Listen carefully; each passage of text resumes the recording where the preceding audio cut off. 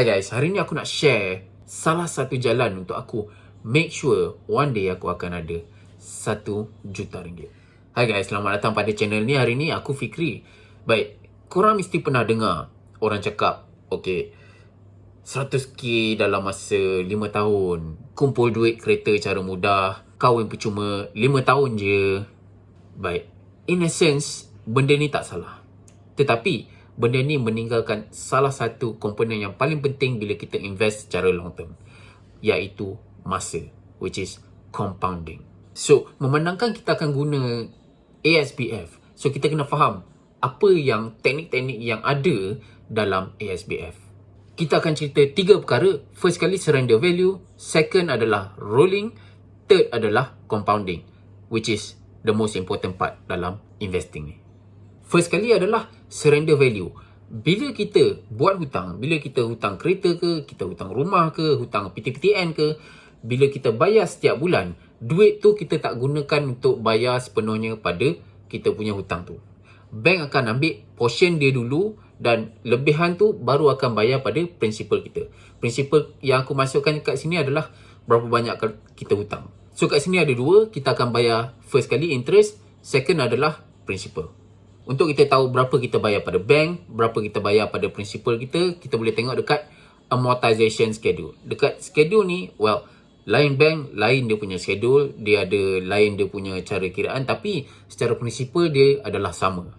So kalau korang tengok kat sini, first bulan, first month kita akan bayar kebanyakannya pada interest. More than half duit kita pergi ke interest dan lebihannya akan pergi untuk bayar kita punya principal. Disebabkan tu, bila kita bayar PTPTN, contohnya, even kita dah bayar 5 tahun pun, hutang kita masih banyak. Sebab kebanyakan duit kita guna untuk bayar interest pada bank. Bank ambil untung dulu. So, surrender value ni adalah kejadian bila kita terminate loan tu dan bank akan ambil balik 200,000 yang dia bagi tadi dan bagi balik kat kita principal yang kita dah bayar kat bank. Okay, sebagai contoh, maybe kita nak terminate kita punya hutang pada tahun 2021. Setahun selepas kita buat kita punya loan. So, pada tahun tu, kita dah bayar sebanyak RM195,509. Jadi, principal yang kita dah bayar at that time dalam RM4,500 macam tu. So, bila kita terminate, bank akan ambil balik dia punya RM195,000 tu dan bagi kat kita balik principal yang kita dah bayar tadi, which is dalam RM4,000 lebih. Ni adalah surrender value. Next adalah rolling. Rolling ni bila kita gunakan duit untung daripada dividen kita untuk bayar balik hutang yang kita buat tadi. Nampak kat situ? Dia rolling balik duit untung tadi untuk bayar hutang. So sebagai contoh, kalau tahun tu kita hutang sebanyak RM100,000, tiap-tiap bulan total lah kita bayar dalam RM5,400. Tapi dividen tahun tu 5.5%, which is kita akan dapat sebanyak RM5,500. So kita akan guna duit RM5,500 tadi untuk bayar hutang sebanyak RM5,400 kepada bank tadi. So tahun tu kita tak perlukan keluar duit sendiri. Pada pendapat aku, rolling ni sebaiknya digunakan untuk increase loan amount daripada RM50,000, RM100,000, RM200,000. At the same time, kita akan kekalkan kita punya modal sebanyak RM450 sebulan sampailah kita hutang sebanyak RM200,000. Of course, kalau mampu lah. Sebab duit dividen tu actually adalah sebaiknya digunakan untuk kita compounding. Sebab bila compounding ni, lagi lama kita biar, lagi banyak duit tu boleh beranak.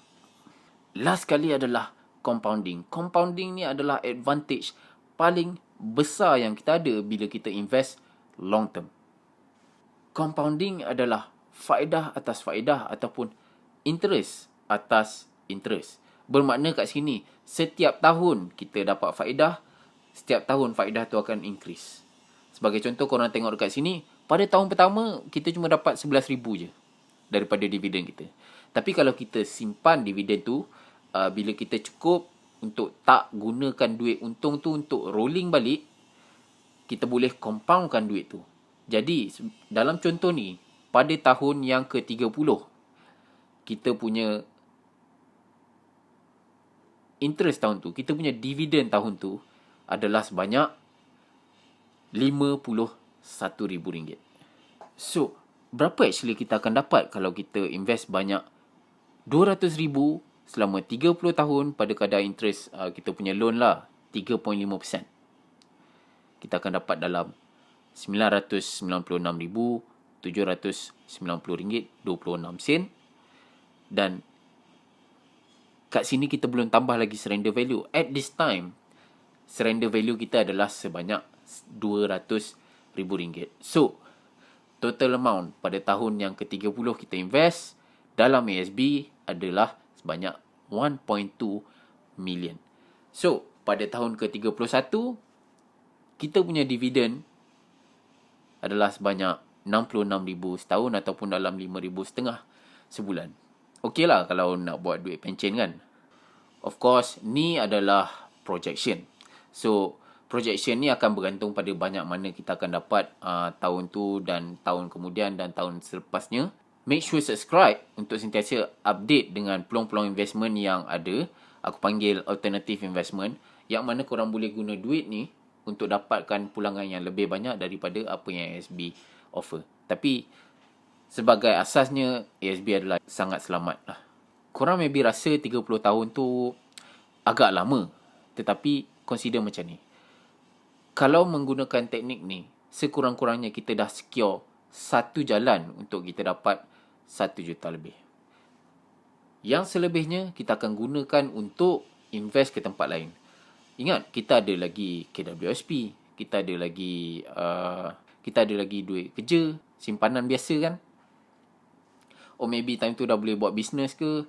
Tapi yang penting, at least satu jalan kita dah secure untuk dapatkan sebanyak 1 juta.